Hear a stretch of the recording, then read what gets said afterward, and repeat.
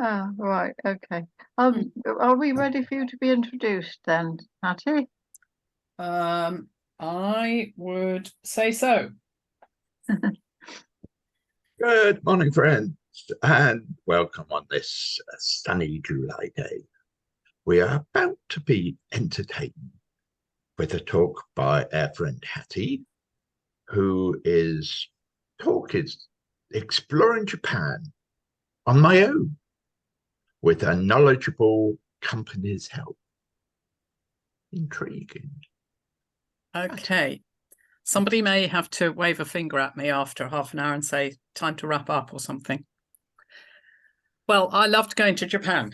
And the background story is that I had the first ever asylum seeker refugee to stay with me in my house through Bristol Hospitality Network for 14 months. And we got to know each other and we liked each other very much.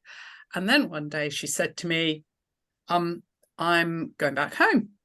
She'd been in this country about 12 years, waiting for the asylum process to work, and it hadn't. And I said, oh, how come? And she said, it's private. And so I didn't ever know why. And I stayed in touch with her, and her daughter emailed me or texted me one day and said, Annie's in Japan. And I said, is this code for arrested? Something serious has happened? What? And she said, no, she's gone to Japan to work. So from Zimbabwe, where she was brought up, schooled, educated, and from where she came to England to get further education until her family home was burned down while she was here. So she applied for asylum. She said, I don't want to go back home because I'll be burned and attacked. Anyhow, so she went to Japan to work with the embassy for Namibia in Japan. And I wanted to go and see her. I thought this was a great inspiration to go and see her. So I went to see her over Christmas 2016. And I chose to go before Christmas and stay through Christmas and New Year. Partly, I mean, Japan is not very Christian country, only about 4% are Christians, but that has benefited Annie because she has found some friends there and they've been very helpful and supportive to her. And also because she might have holiday from her job, which was at that time teaching infants in a school. And actually, I mean, it was ridiculous. I left a whole week for her.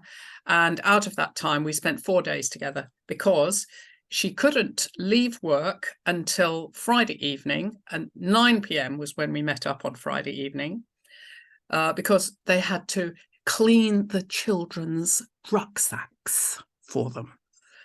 And, you know, her work time keeps being extended. It's very demanding working in Japan, long hours, very long journeys. And when I was there, I saw people asleep on the tube, kids going to school because they had such long commutes, and that is normal. It's very common.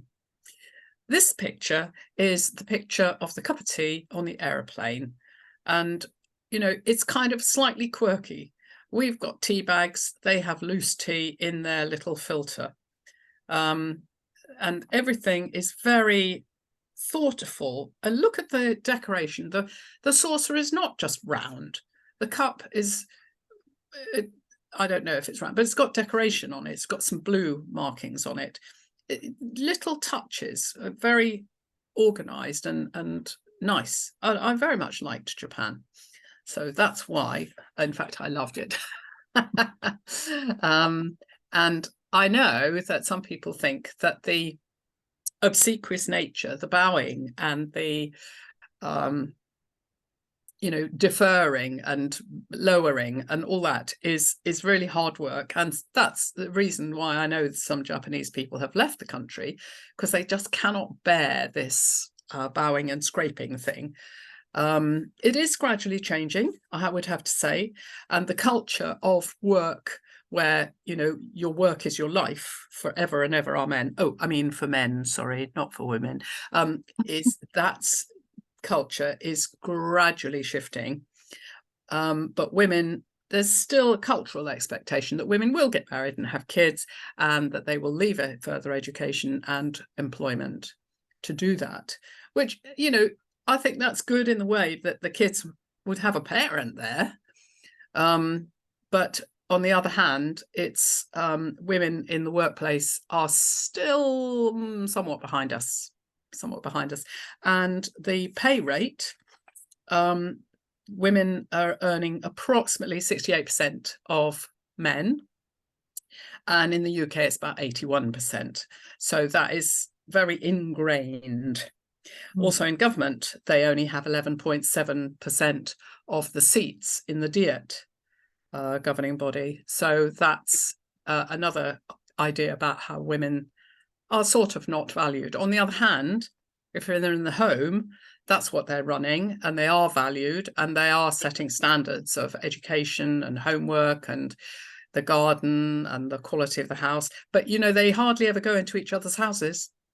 Not culturally acceptable. As you know, they do exercise outdoors. There's often people doing Tai Chi together, or doing exercises on the green.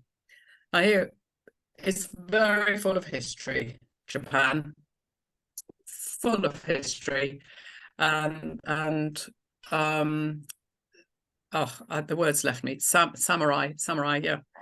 And these fantastic costumes are beautifully preserved and largely made from straw, bamboo, pieces of metal binding them together, thread. That is armor and a half. I don't know the history of this particular one that I saw in a museum, but, you know, this is the style, and the different styles have got different names and such like. But the women, here you go, models are very sought after. People like to have little models of the different costumes of the different areas and the different eras. These are illustrations of geishas in their kimonos. By the way, one time, Annie and I, we were walking along in the town, and I had really wanted to try on a kimono, and so had she. She'd been living there for 3 years already, and she hadn't tried one on. And we went into a shop and just asked them if a kimono shop, just asked the chap if he would be able to do this service for us. And we thought we'd be charged about 1,000 yen. And at the time, yen were about approximately 150 per pound. And I thought that we would probably pay about 1,000 yen each to be dressed and photographed and undressed. Anyway, so we inquired, and this chap said he was happy to do it, but he wouldn't take any money. He just absolutely wouldn't, but he was so lovely. And he'd been doing kimonos. He just knew everything there was to know about them. The skill, the experience was wonderful, and he was so sweet about it. But these are the kind of wall hangings that you know and love from seeing other pictures. They do hang them in the house. The houses are very Spartan, I would say, and in the alcove, they usually have a picture behind them. So in Kyoto, where I first of all arrived, I was able to go to a craft centre. And the craft centre, and it's lovely being a tourist over Christmas and New Year, by the way. Often I was the only tourist there, and I got individual attention. And I did make a woodblock print. So I just paid for a workshop, and they had different wood blocks, different colours, a video showing you how to spread the ink on, how to put the block on the paper accurately, and gradually the picture built. And I felt very excited to have made something and to have been, I would say, drawn into the artistic culture of Japan. And these were on sale in the shop. Sorry, I'm whizzing through because I have got about 1,000 slides. But also in the craft centre, look, Damascene. And I don't know if you know what Damascene is, but it's a technique, go from left to right, a technique of making dents or shapes in metal, and then what do they do? They etch it, as it were, and fill it with colour. So it's an engraving. I didn't do that, but and there was nobody to teach it that day. But you know, these different art skills were available for people. And then I got hungry. So this is what I saw. A lot of people do speak English, thank goodness. And I was very fortunate to have the help of a company called Inside Japan Tours. And they were very nice. I contacted them through the See the World travel agent on North View. And they prepared, I mean, first of all, they gave me, oh, it's all blurred. Sorry, I've blurred my video. They gave me a brochure with some ideas in.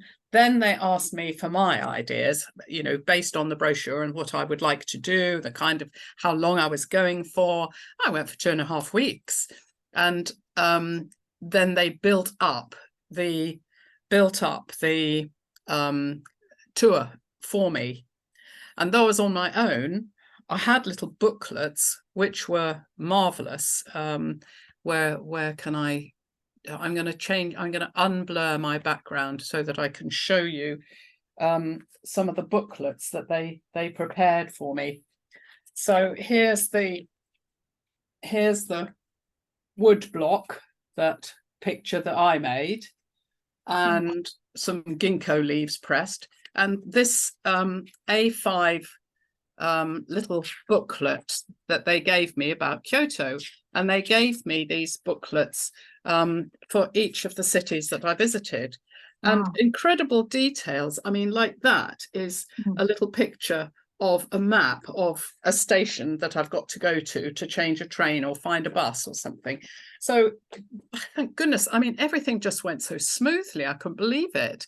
And there were times when I actually had to show that's written in Japanese and English, by the way. So if I got lost, I could show this little booklet to somebody on the street, and then they would point this way or that way, and I'd arrive at my hotel accurately. Brilliant.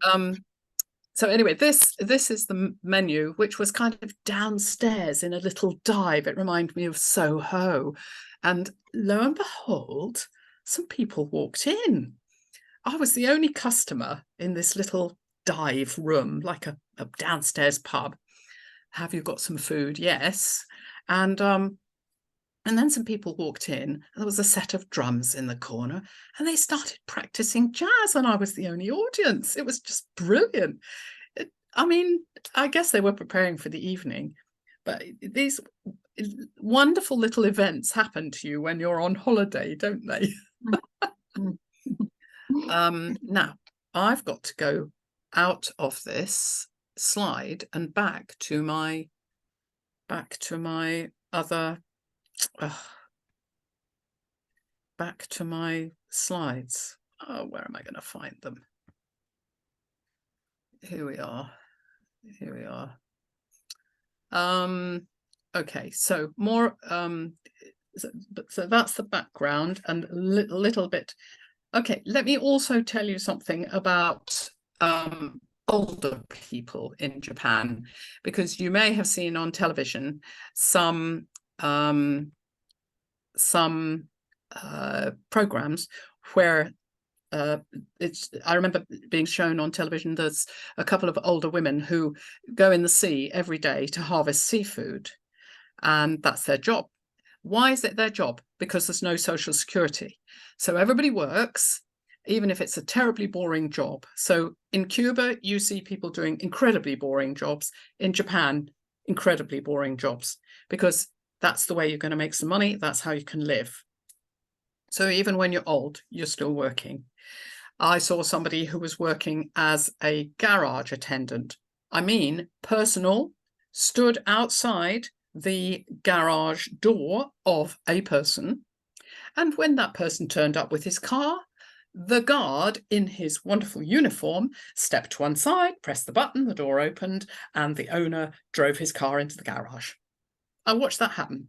And this guy was standing outside that door day in, day out. Every time I left the hotel, I walked past him, said hello. God, how boring. And he was bored stiff and his face showed it. Another boring job, but also respect the woman. A young woman, upper 20s maybe, in the large foyer at the bottom of a huge tower block in Tokyo. And one just was walking around these underground streets, really, and getting lost. Oh, you had to find such and such a tower block to find such and such a museum or shop or something. Anyway, so she obviously, loads and loads of people get lost. And there she is in her wonderful red uniform at the top of the little steps. And you approach her and say, excuse me, I wonder if you could help me. I seem to be lost. And she pulls out of her pocket and she speaks perfect English. And she shows you a little map that she's obviously made because people do get lost all the time. And this is her job, is to redirect them all day long in her wonderful red uniform. Respect how she spoke English. To me, she seemed to have some kind of mental health issue, learning difficulty, or, well, speaking English, I don't know, but some kind of learning issue or relationship issue, maybe ADHD or autism, I don't know. But that was her job, and real respect. So I'm walking around and I'm looking for various food. So this window, sorry, it's the wrong way around, is a display of what they're going to make. And these are all plastic. And they are plastic models of the food that I can order.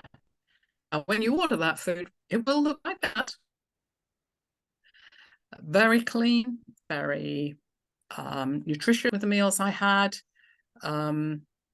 Spaghetti alla pescatora in Japan. Oh, my internet's unstable. I can't believe that. Anyway, so perhaps I can, yeah, I can. And I really liked to, sorry, some pictures are sideways. I really liked to talk to the people who were running these small businesses because they often seem very family. Obviously, Pasta More was not family. That was a business link, a chain. But I'm preferring to go and see people as in independent shops. And again, in independent shops, you would find older people working. And Japan have an employment bureau for silver hairs. So, you know, the silver generation.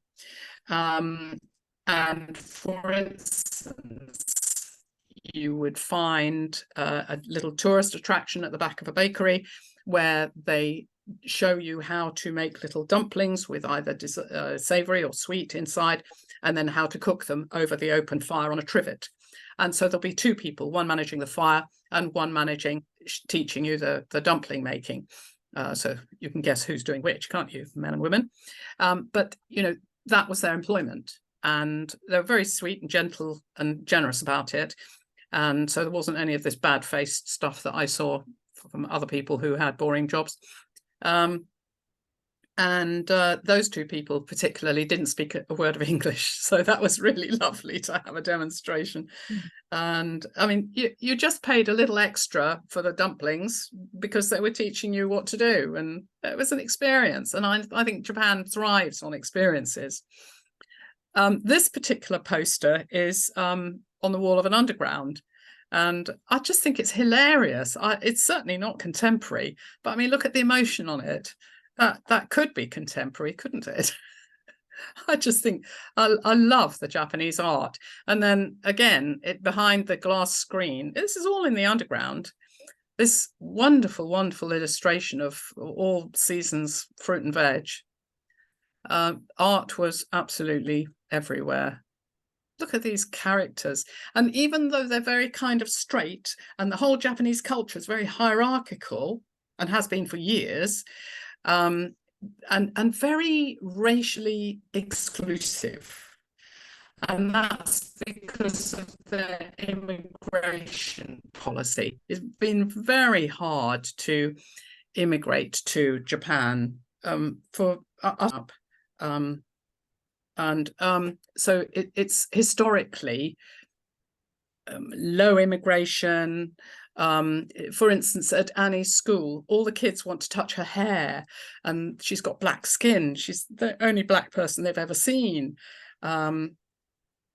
So that anyway, I think the art from Japan is hilarious, and I think partly because it's so straight, if you see my meaning, and so organized. Okay, when I say straight, I'm sure some of you have read, is it called The Life of a Geisha? But that book, and that shows you what can happen to women and girls behind closed doors and in the geisha scene. The geisha scene is gradually changing, but you know, there's plenty to poke humor at because it's such a straight society. I mean, this is a contemporary advert, but they're still using calligraphy. And in one of the hotels I was at, there was a guy just doing calligraphy for the tourists in the foyer, and you could have a go. And again, he had been at it all his life, and the shop that he ran with his dad was a family shop forever. It was not an industrialized commercial stuff. It was family, and he really knew his stuff. I think the expertise and skill that that you can have by working as a family member in a business is amazing. So this is a tube station, lots of signs, nearly all the signs work. It was Christmas time, sorry, the Christmas tree's on its side, but they do kind of celebrate Christmas as a commercial event, really. And day and night, people are around in the city all the time. That's the moon shining there.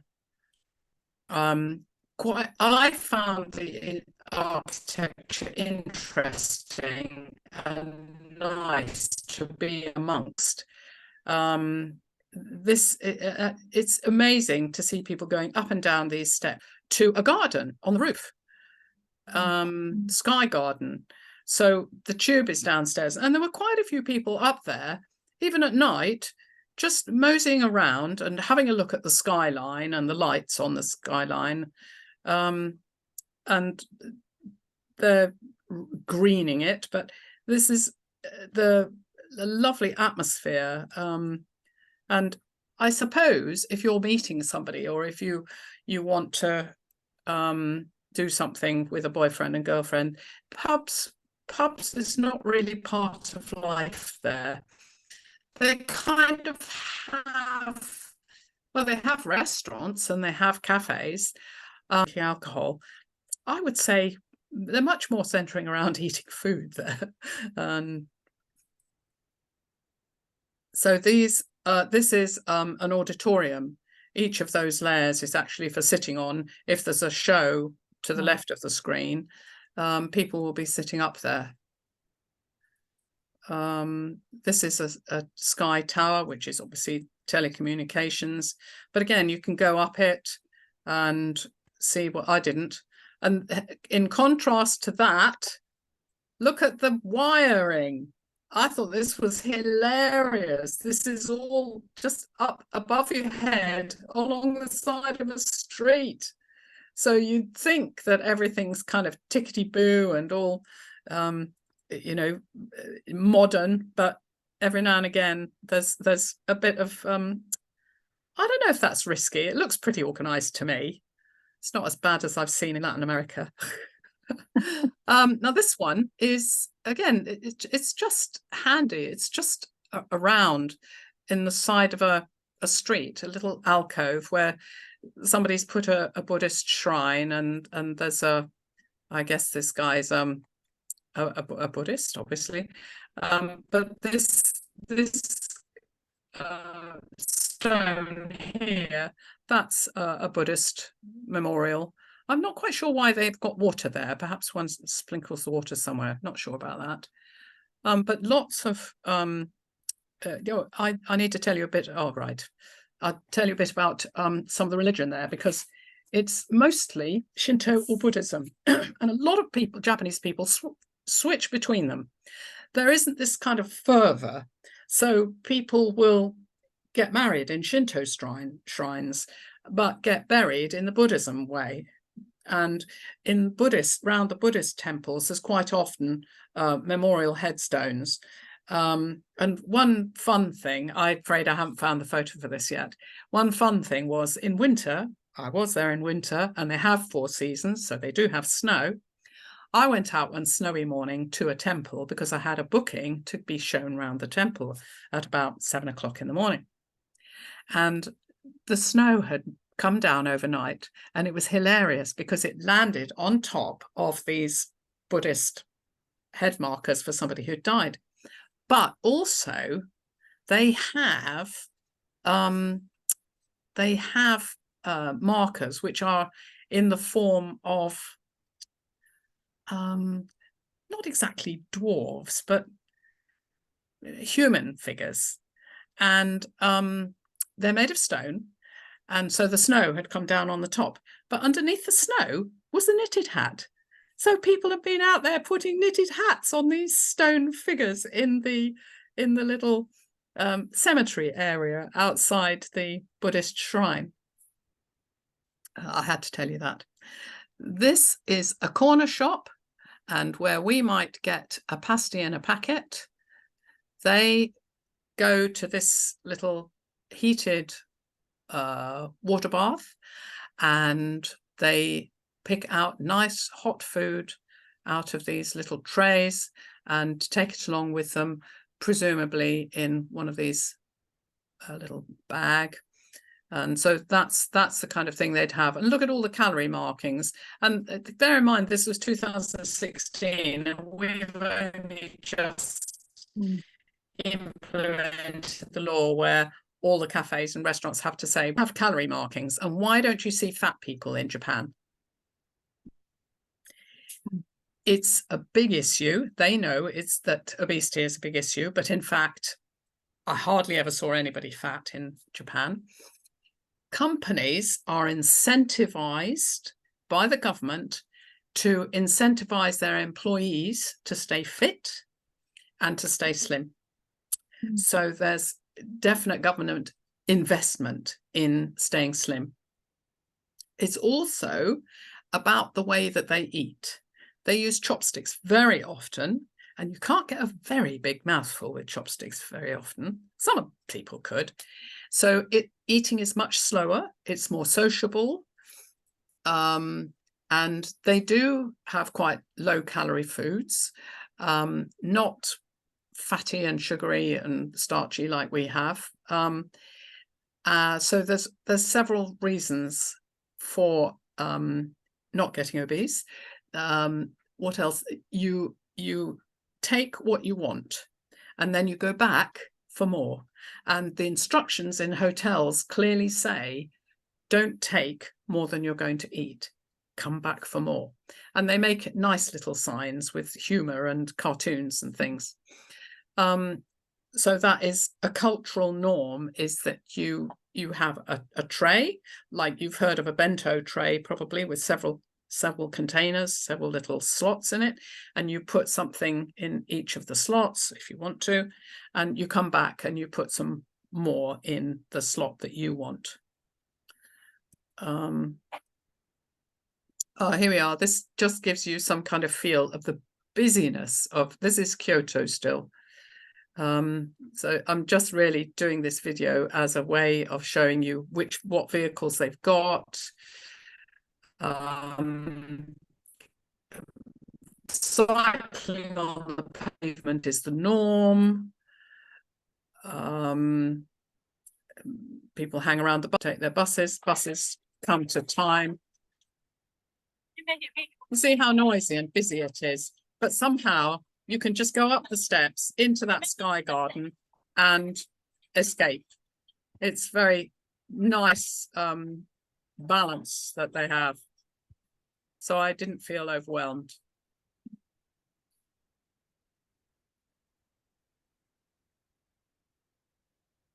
And Kyoto is very much it's very much focused on, I would say, on keeping the old style. So in the center of Kyoto, again, the buildings are government sponsored to stay and be maintained well. You know, I was reflecting yesterday, I hardly ever saw scaffolding. I don't know why, hardly ever though. And all the old buildings obviously are only 1 and 2 floors high, and the modern tower blocks are totally different. So there's this immense contrast. We don't have, in Japan, you haven't got sort of urbanization like we have with streets and concrete houses. The urbanization is much narrower streets, more well, quite a few of the houses are actually wooden, and the old-fashioned houses, this paper wall idea, paper houses, yes, bloody cold, really, really cold. And they know how to keep you warm. So they've got a table with a tablecloth over it, and you put your legs underneath it, and there's the charcoal, and you keep your legs warm under there, and the blanket over the table is over your lap. So that was a nice thing, because in the common room of a B&B where it was like a hostel, there were several people around the table doing their thing in the evening, and so you all had your legs under the warm table. So this is Kyoto. Now I'll do this kind of friendship, and is come on. So this lady was very generous, and I mean, see how smart she's dressed, and me, rubbish, tourist, British. But very sweet, and oh, I don't know why. Oh yes, okay, right. Oh yes, other thing in Kyoto, and a lot in Japan, rivers have been tamed. So that is to say, you don't very often see the natural banks to the sides of rivers. They've been utilized over millennia to farm and to run the rice fields, and going through cities. They are to do with flood control. So you've got fine fish in here, but the water will be kept immensely clean, because the other thing they believe in, apart from, as I said, employing people until they drop, is people are employed to clean the bottom of that stream. So you'll see a team of cleaners clearing the stream, and they'll be paid, not like volunteers in this country, you know. So what is this going to be? I don't know, but the pottery, I want to draw your attention to the pottery in that lovely basket. Those are all handmade, and again, the government is supporting traditional arts. So there are certain potteries that they are supporting to make sets of, and to churn out stuff that normally you and I would buy something that's been molded and sold through IKEA. They very often have handmade pottery, and it's approximately the same price. It really is not much more than the churned out stuff. Every single one of those will be handmade. And it's nice to go to a restaurant and see, to me, I like it, and feel that each one of those has been made by hand, rather than being very plain. So this is like the feast that you can have at breakfast time or at lunch time, and you put a little of each in your plate. There you are, that's the plate. so that you choose things. And I chose to eat with chopsticks again because of this, well, being part of the culture, I suppose, the experience really. So let's go the other way. Yes, so that's about the river. Not devoid of life. Obviously, those birds can find their way round. I didn't really spend much time in the market. I was really on my way to the temple at the end of that road. This is still in Kyoto. And that's the biggest gate to a temple shrine, to a Shinto shrine in Kyoto. The uprights for that gate are a single trunk of tree. And of course, they are old trees for these gates is dwindling. So again, the Japanese love nature, and they are definitely taking care to encourage the older trees now so that they can use them. This is just a corner of a roof. It's pottery, and these are the tiles, hip tiles on the roof of the shrine. And I just love the detail of how they're designed and put together. Lots of very, very old buildings. They're cared for. And for instance, one of the castles was completely ruined in World War II. And because it was so important to them, well, they completely built it again. So by 1966, the whole of the very, very historic castle had been built in exact replica, exact detail. So where did they have all those plans? Somehow they must have kept the plans of the old castle because it was so important. This is inside the shrine. And as I say, though people are not overtly, madly religious, for instance, in the Shinto shrines, they just love to put little prayer messages about whatever is their concern, and they're pinned on boards and they're hung on places where it's specifically made for you to put your wishes. And lots of people do this. If they're out for a walk, they'll just stop by at the shrine and put something. Look at the wiring up there. Oh, and that's a paper lampshade. I went to a tea ceremony. Again, this was booked through Inside Japan, and it was great. So this is where I discovered that Japanese don't boil the water to make tea. They make it 82 degrees centigrade. So there were some Americans here. You see, she's wearing her geisha costume and kimono, and it was just lovely. These things were pretty much all handmade.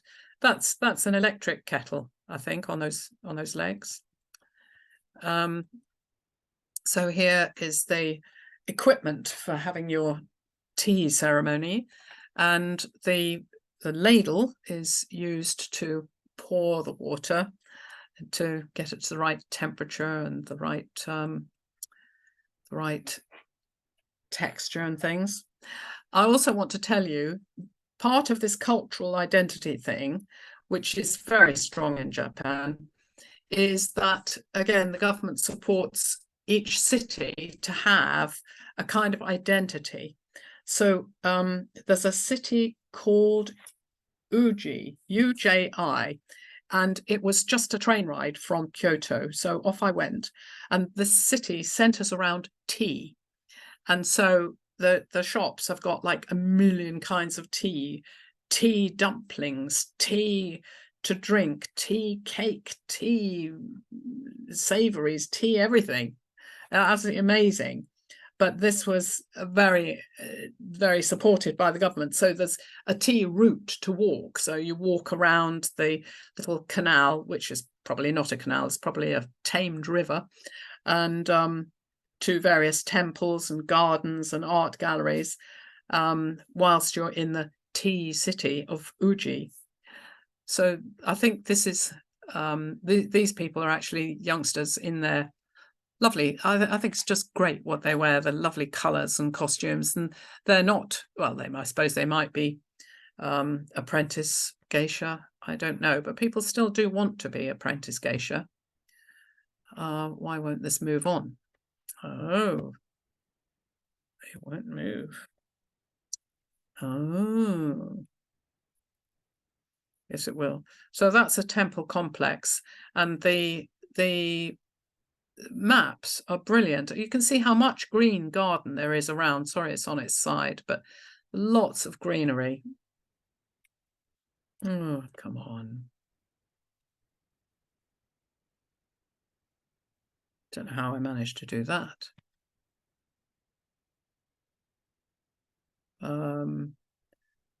Yeah, there wasn't time to see all these temples, but I just went to one or two to give myself the experience. Look at the moon. I just loved it. But, you know, in our place, we would have lichen on the moon, on the roof, wouldn't we? Well, this is all cleaned, you know. They employ people to keep things clean. Every loo is immaculate.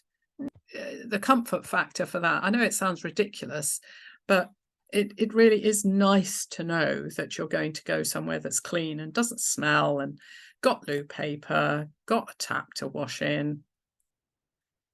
I love this architecture and the detail. Sorry, it's unstable internet.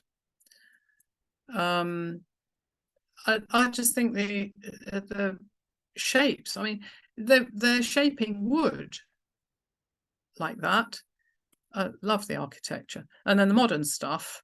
Oh, right, here's an example of garden. I mean, they value roots and moss and stones and gravel. Everything has a value. It's almost like the culture of little people in Iceland, or I don't know if they have it in Ireland still, but it's like the respect for the life of plants is so much there. And again, this is inside I think this is a Buddhist temple, actually. Yeah. But there's a garden.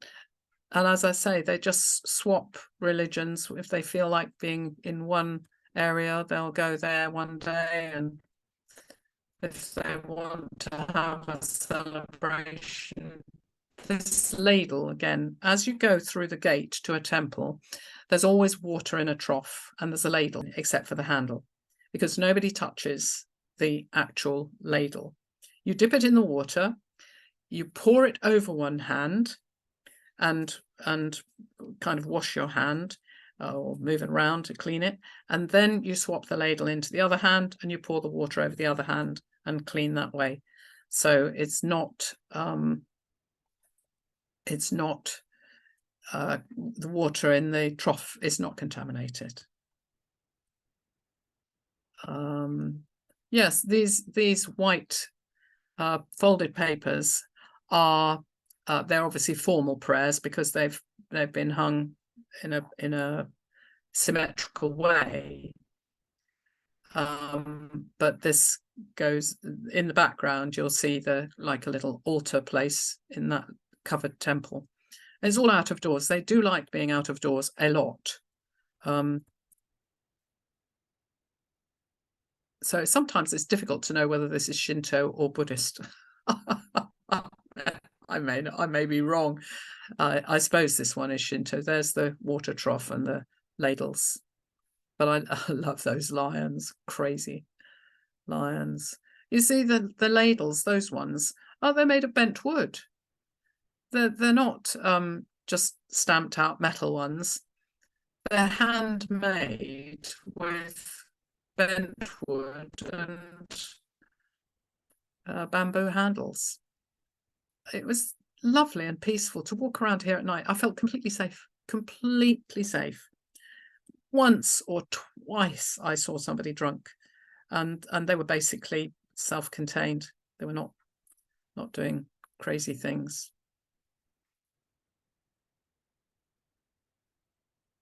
This was a lovely little walk. and they sell postcards of this, obviously, because it's so so iconic. All those little prayer messages that people add to the lines to have their prayers met. And these right now, you know about the Hiroshima cranes. So this is a bunch of hundreds of little paper folded origami cranes. You know what? Time's moved on tremendously, and I've realized that I haven't got very far. I'm still in Kyoto. Look at all the prayers out in front of this guy. And this guy is not a priest, though the samurai warriors were very priestly and part of the, I suppose, Shinto religion. They were very connected with it. So I guess, I mean, he's a warrior, obviously, but sitting in the middle of this shrine as the, not deity, but, you know, the person whose shrine it is. I think I probably have said enough. We've had a lot of, thank you, Ray. Those are bundles of rice, which are taxes and are brought up to the temples. Anyway, enough for the moment. Can't hear you, Ray.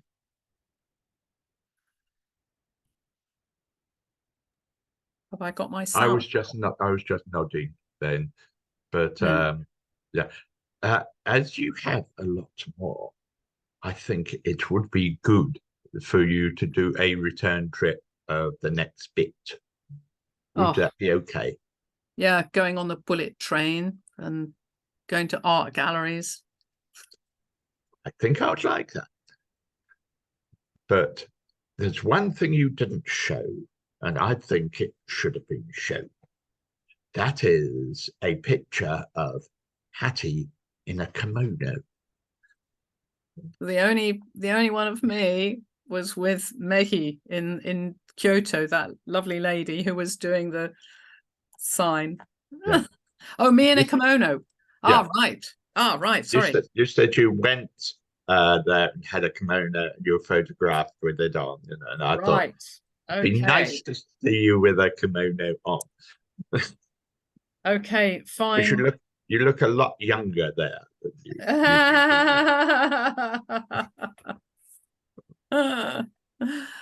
Oh, that TV. This is in the hotel, and honestly, Japanese TV is just crazy. The kind of competitions they have are so puerile and juvenile and silly. I mean, this guy is wearing a Santa Claus hat, and apparently he's well known as a comedian, and this is he's being hosted, and I mean, can you imagine this? I don't know if it would even be on Blue Peter. Anyway, they're just playing at being silly. It's very funny. There you go. Enough for the moment. Enough already. Anyway, I think it's the most fascinating thing to go on, and I'm sure you have many abiding memories of that. What would you say if I said to you, what is your most important memory you get from it? Could you say that, or would you say no, it was the overall trip? No, I think the most important thing was talking to people. I mean, one chap stopped me in the underground, and he was tagging along behind him. But this guy was in his 60s or 70s, and tagging along behind him was his son, who was in his 40s and clearly had mental health difficulties and needed minding. So he was minding his son. Anyway, he stopped me and had a talk. He said, "I'd really love to practice my English. Is it okay if we have a conversation?" Yes. And we had a lovely conversation. So I very much appreciated meeting people. And another time I was with somebody, and I had noticed that basically I didn't see any disabled people. I mean, round here, you see disabled people, they're in wheelchair, or they've got a walking stick, or they've got a white stick, or or somebody's walking around and they've had, you can see that they've had a stroke, so they're limping or something. You know, we have disabled people around in our cities there. So I said, where are they? No, and they said, at work. And I was just completely flabbergasted. And, you know, my experience of seeing these people doing boring jobs confirms, I think they were at work. I don't think that they were out and about, partly because it must have been difficult, but I think they were at work.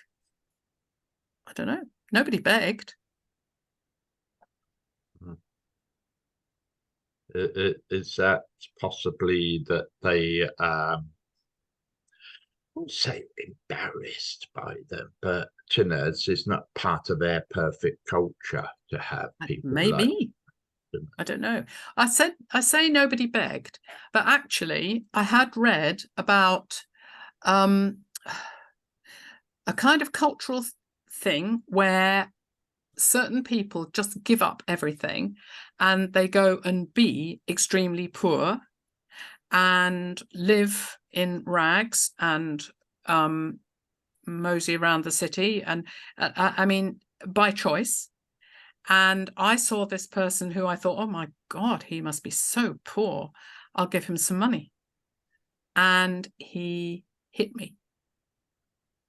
He not nastily, but you know, he was angry, and he slapped his back of his hand over my upper arm, and he was furious, absolutely furious, and would not accept it at all. And I mean, if you think about the war and the kind of culture that the prisoners of war had, very, very strict hierarchy, and had to obey and do things. And the people who committed hara-kiri, you know, to have that kind of discipline, it's partly in their culture to be able to discipline themselves.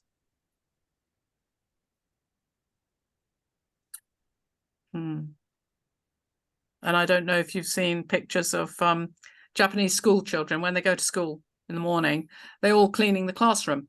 That's what they do first. So, and it's fun.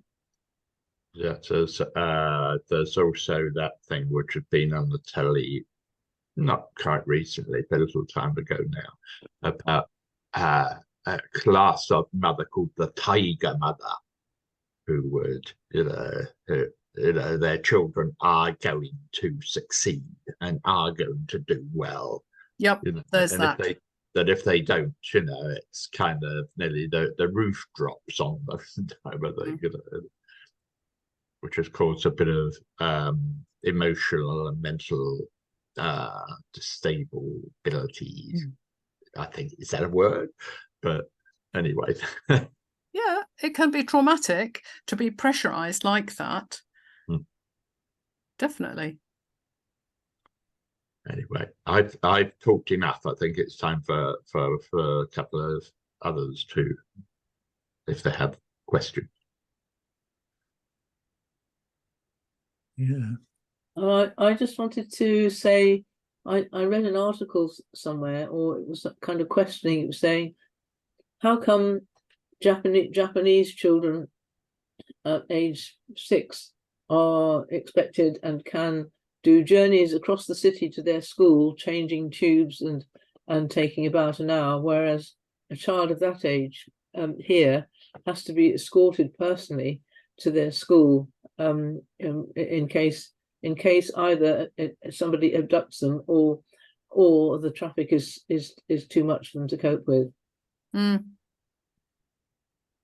I mean, I think they are trained.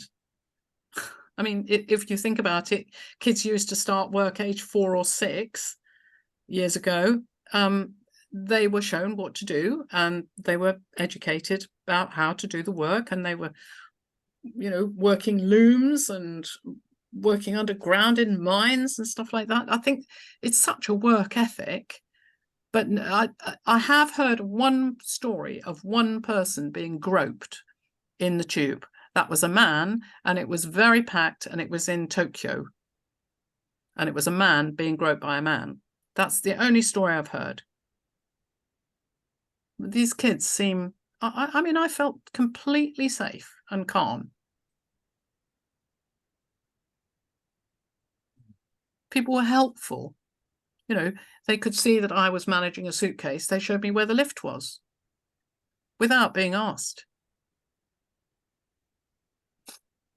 And in the tube stations, there's offices to ask where to go. And as opposed to the new edict where we're Yeah. not even going to have ticket offices. Yeah. Awful. I mean, Japan is centered around people. Even though they've got loads of IT, masses, you know, it's flooded with neon lights and TVs, and everyone's got mobiles, but all the same, it is about people. Mm. David? Yeah, I've been to Japan a couple of times myself, both times at Christmas, visiting friends of mine who were on assignment working in Japan, and their job allowed them to have foreign visits, and it's lovely to see, to revisit those memories through your view of Japan. And one abiding memory I have was, you know, walking around town, seeing family groups, and just seeing how, I would say, how almost impossibly cute the kids were, you know, and how sweet they were in their family groups together. Yeah, it was lovely to visit the country. I went to, I was living in the south side of Tokyo, but I took a side trip to Kyoto myself. Yeah, it was grand. Yeah, I think the kids there generally are much calmer and quieter than a lot. A lot would be running around or something else. Yeah, I don't know if that's a good thing or a bad thing, is it, for creativity? But you know, obviously artists in Japan are very creative, and somehow they get successful. I don't know what the kind of route to success is, whether it's who you know or whether it is actually, you know, having good work on show. I think it probably is having good work on show. Yeah, Japanese art is very recognized, isn't it? It's nearly kind of formalized, you know. Is there a kind of a new Japanese art? Because the Japanese and Chinese, I suppose, as well, you know, are very into manga and other stuff like that, you know, which is a kind of a nearly a modern age type of thing, you know, which I would have thought would have been more the young person's thing than the older person's thing, you know. But it is a new development, as we know. Kind of classical Japanese art is hachaiku, you know, the wave and that lot, and that type of thing with kimonos and bridges and bloody blah, type of thing. But then you have the ultra modern manga and the kind of graphic novels of the more younger person. You know, that's kind of nearly two sides of Japan. Really. Yeah. I mean, just thinking about the culture, I mean, I suppose the so many people, a third of the people, I think, have moved out of the countryside and moved into cities since the end of the war, the Second World War. And so the countryside is much depleted, and the culture is changing there because there isn't so much continuity. You haven't got as much knowledge to maintain the the buildings and and personnel, you know, because the communities are depleted. So the city life is, I suppose, you've got just so many millions packed in. And in Tokyo and its complex with Kawasaki and Yokohama, that is contiguous now. It's not even 3 cities, and if you count it as all in one, then it's the biggest city in the world.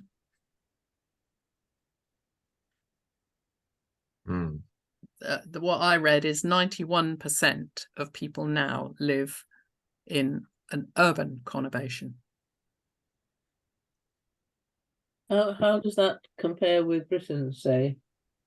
Don't know. It sounds just very high to me. I don't know. I didn't look that up. But in the countryside, as in many sparsely populated countries, you have 2 or 3 jobs.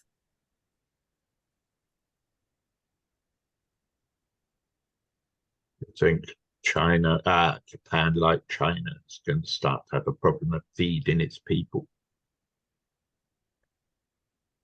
If there's no one in the farms, not many. No, the young people are leaving the farms to come to the city, you know.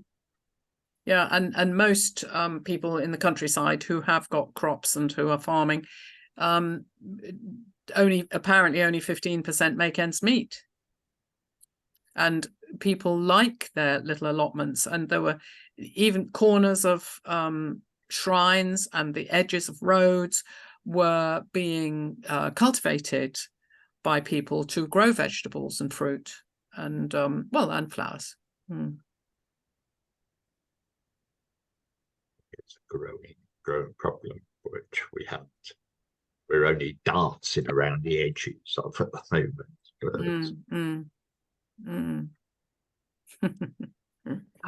But that's just a snapshot of Kyoto. Well, I enjoyed it as it's a subject I knew little of, so it was a fascinating glimpse onto a world which I would like to go to but could never have afforded to. So in the hope that you're coming back for another session with us on that, Hattie, can we be assured that this will happen at some time? Yep, and I'll find that picture of us in kimonos. Terrific. Right. Well, and thank you you'll very see much. some snow and snow monkeys. Snow. Snow in Japan. Lovely. Okay. Well, thank you very much, Hattie. That was amazing. You know, and next week we have B. Vickers, dialectics, and I hope I got that right, and Christianity. Wow, that's quite something. Yes. Good. Folks, the time has come for all good things for us to go and do other things. So thank you for listening. It was a delight sharing. Thank you, Hattie. Thank you.